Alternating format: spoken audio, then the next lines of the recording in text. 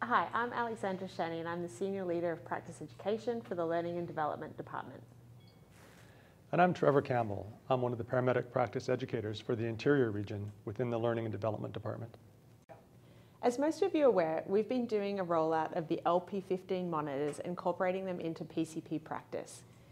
Across the province, we have 53 targeted stations with 120 monitors. 32 of those stations are now completely trained and monitors have been deployed, with the rest of the monitors coming out very shortly. We recognise that it's been, for some of you, over 12 months since you've completed your LP15 training. So we wanted to come on today to provide you with some tips and tricks and some updates about the use of your LP15 monitor, as some guidelines and practices have changed since you may have first received your monitors.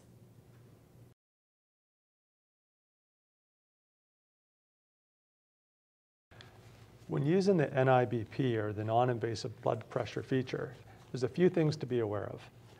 It seems really simple, but it says on the back of the cuff, this side to patient. I've done it many times where I've put the cuff on backwards and it just blows up, it doesn't work. There are some indexing marks on here, as you can see, with arterial signs on here. This is where the brachial artery goes in between in order to line this up properly. When we're applying the blood pressure cuff, it's really important to get it over top of skin ideally, but over a loose shirt or a lightweight shirt.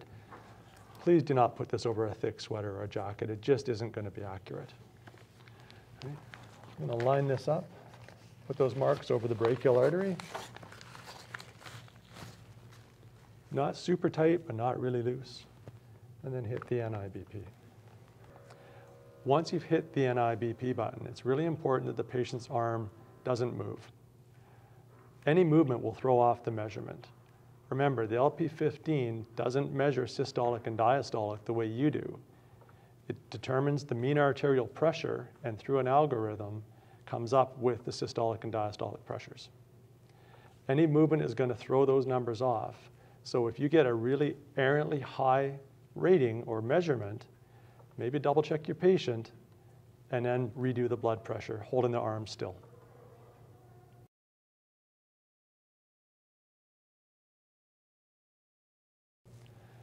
Another really useful feature of the LP15 is the either SpO2 or QRS volume. This is a great feature when you're doing those long transfers. You can actually highlight either the pulse rate or the SpO2 number, and it's going to give you an audible indicator of what the patient's pulse is doing. Now, why is this important? Well, if you've got a cardiac patient, they may all of a sudden go into a tachyarrhythmia or a bradyarrhythmia, and you're going to get an audible cue before you see any deterioration in the patient's condition.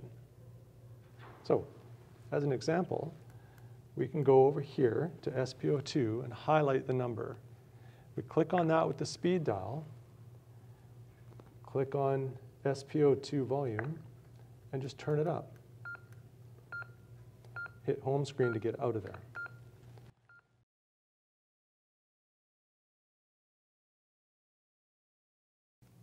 As a PCP, when you're using the LP15 monitor on a cardiac arrest, you'll need to switch it to AED mode.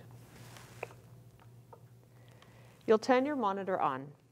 When you first turn your monitor on, it'll be in paddles mode and have SpO2. To switch it to AED mode, you'll press the Analyze button. Start CPR. If you witnessed the arrest, push Analyze. You will then continue, just like you would with the LP1000 monitors.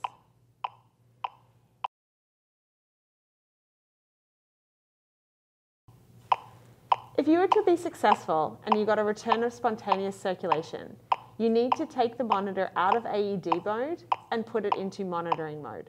To do that, you press the lead button. You will also need to turn the metronome off. 3, 2, 1, ventilate. You press Ventilate. the CPR button, scroll down with the wheel to stop metronome, and press the wheel button. After you have switched your LP15 monitor back into monitoring mode, please be aware, in the background, the monitor is actually in advisory mode. In the event that your patient rearrests and goes into a shockable rhythm, the monitor will advise you with an alarm. Check patient. If no pulse, push analyze. At that point, you can then turn it back into AED mode and continue like you would with a normal arrest.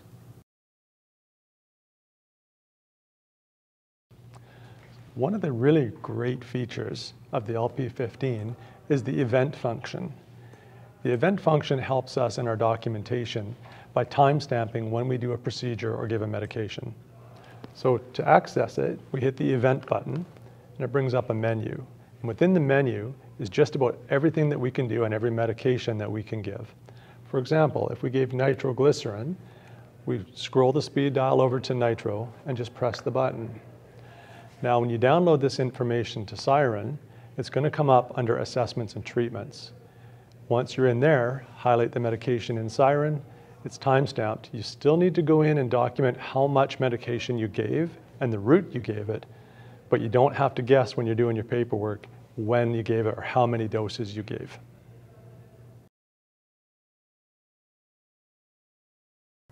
As always, documentation is very important. This is important for our quality improvement and for guiding our learning initiatives in the future. When you're using the LP15 monitor and transmitting into your EPCR, some fields are automatically populated and others are not. The fields that are automatically populated include drug therapy and generic events that you may have stamped on the LP15 monitor. These will show up in the Procedures tab on your EPCR. You still do need to go into each of those events and edit the field to ensure the time is correct and exactly what you did at that event, including dosage or the type of leads that you might have attached with your monitor. Some of the fields that do not auto-populate include the actual time that you took a 12-lead ECG. To record those accurately, you must go into the Procedures tab, edit your field, and enter the time in which you took that 12-lead ECG or 3-lead ECG.